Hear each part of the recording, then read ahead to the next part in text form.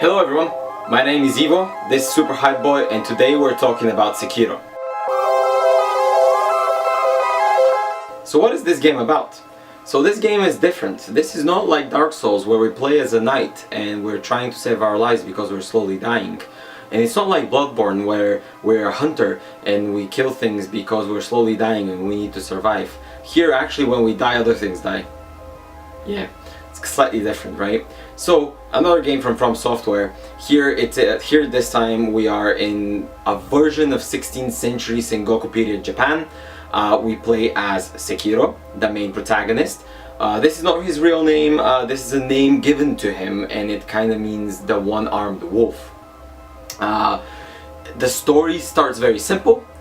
You are saved during a big war in Japan by one clan. You start serving this clan. Eventually, as Sekiro grows up, he is serving now the young master of the clan. He gets kidnapped. Sekiro needs to go and save him. Simple as that. So, before we start the review, let's talk about some things that you might already know about the game. So, what is the gimmick? So this is definitely from Software game, and this is definitely from the creators from Dark Souls and Bloodborne. This is a tough game and you will be dying a lot.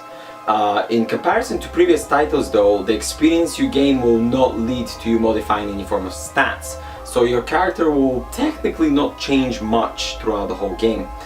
On the other hand, if you remember, in Bloodborne and Dark Souls you need specific stats so that you can equip certain items. Here you're not equipping anything else. You might be at some points modifying your prosthetic arm, but that's pretty much you find the thing, you equip the thing, that's it. It's nothing more special or hard than this. Another thing about this game in terms of gimmick is newly developed technique right from Software, which is called posture.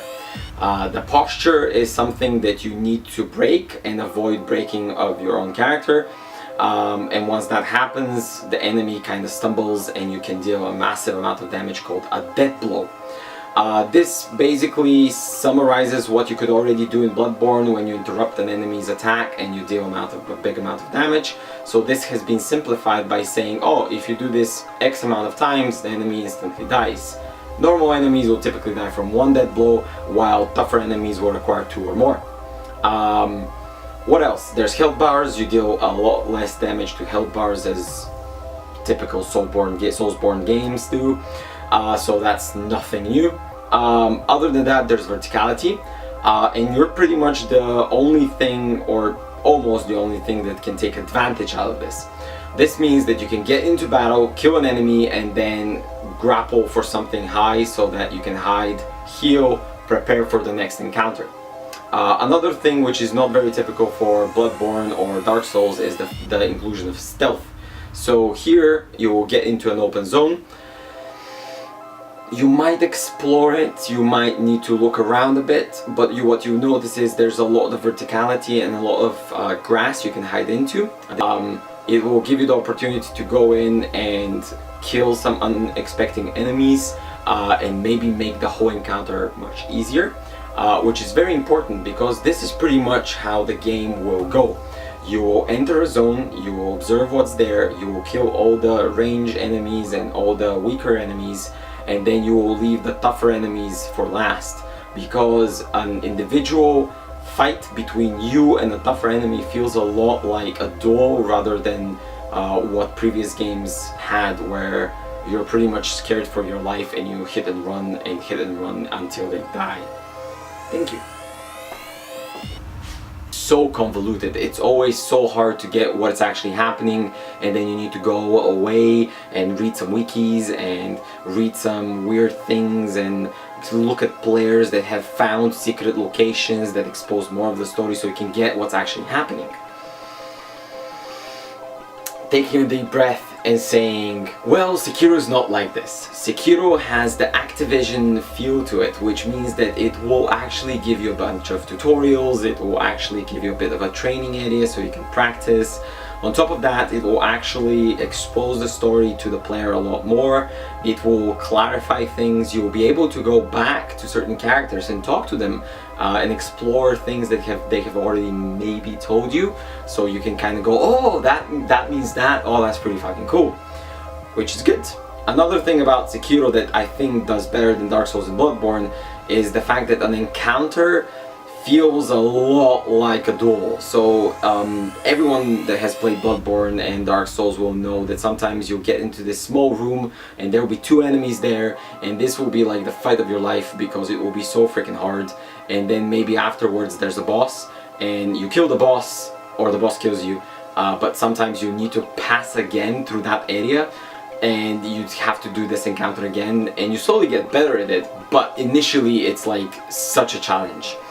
So saying this, Sekiro does offer the same thing but simplifies it, because once you get into an area you can scout it, roam around it, use the verticality, because no one will really notice you at all during verticality, and you can kind of just pick off, you know, unexpected little mobs around here and there and make the whole thing easier.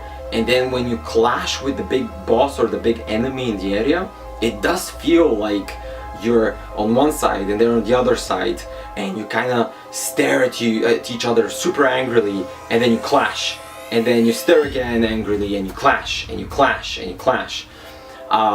And initially when I watched the trailers I was a bit afraid that it will be a lot of hit and run. So you do a clash, you do a bit of damage, you kind of back away, then you do the same thing again, and eventually the enemy dies. It's not like this because of the way the posture works. Because posture keeps recovering, as I mentioned, it does behave a bit like a shield. Means that you need to constantly clash with the enemy because you can't let their posture recover. This is pretty much the way you defeat enemies. Saying this, there are enemies which their posture or movement will not allow you to actually will down their posture enough to do a dead blow, so you will do the old school Dark Souls Bloodborne method of, you know, hit a bit, move away, hit a bit, move away, and repeat until they die.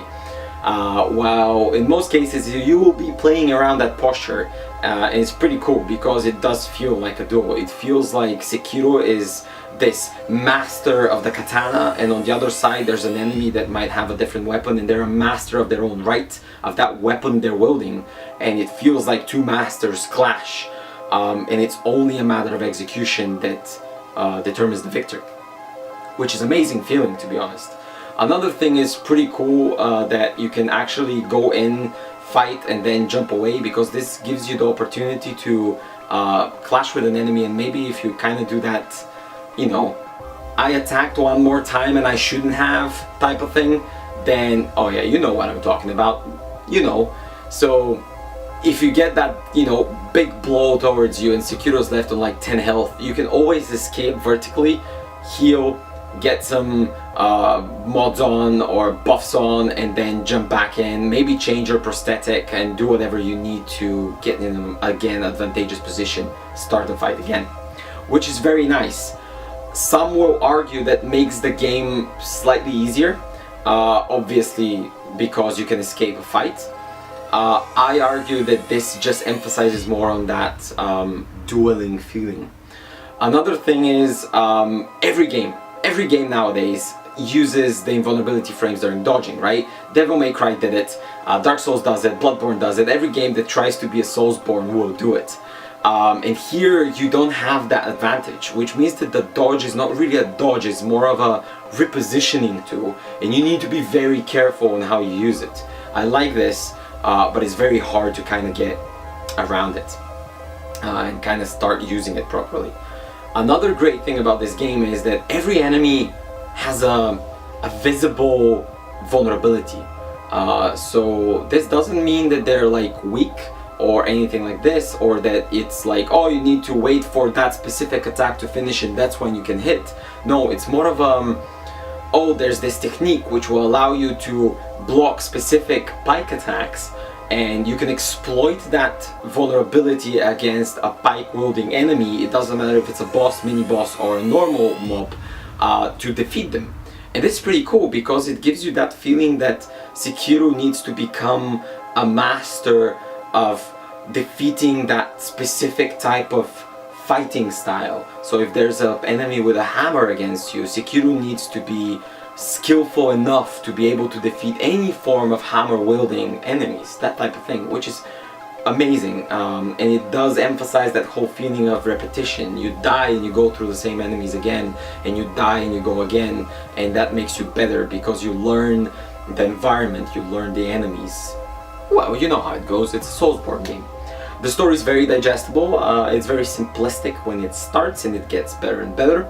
Also, I feel Sekiro is slightly maybe easier than other games in the sense of it doesn't feel as punishing. It doesn't feel like you're constantly fighting the game and you're afraid to turn every corner because there might be a massive boulder that crushes you. No, things like this are not that dangerous. They happen, of course. It's a From Software game, right? But it still is not the main thing.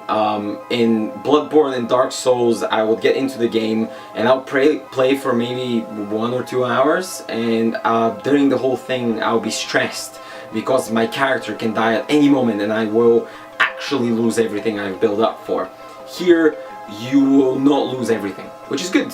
What will happen is you'll lose part of it, but if you're a good person, I guess, I don't want to reveal how that works, but you might get granted a bit of a leeway and not lose anything when you die. Another thing about the game is that once you die, you have that chance to resurrect on the spot, which has its own consequences, but it gives you that opportunity that if you leave someone at a very small amount of health, you can always like resurrect and finish them off. So is it a good game? It's a really, really good game. So how good is Sekiro? It's good enough, in my opinion, to buy a collector's edition of.